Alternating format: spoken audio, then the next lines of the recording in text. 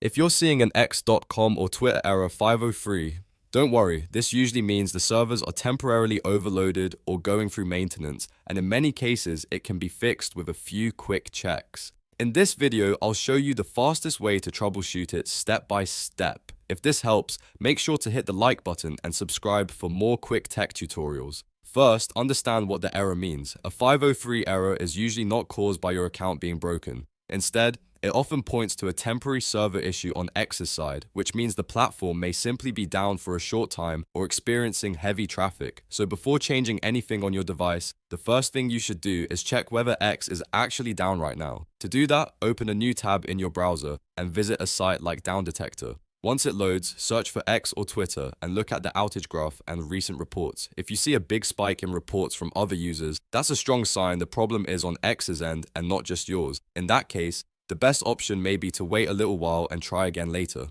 If DownDetector shows that X is mostly working for other people, then the next step is to clear your browser cookies and cache. This can fix loading issues, broken sessions, and temporary site errors that sometimes trigger the 503 message. On your keyboard, press Ctrl, Shift, and Delete at the same time. This opens the Clear Browsing Data menu in most browsers. When the menu appears, make sure cookies and cached files are selected.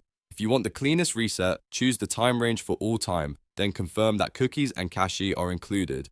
After that, click the Clear Data or Delete button and wait for the process to finish. Once it's done, close the browser completely and reopen x.com. Now try loading the site again.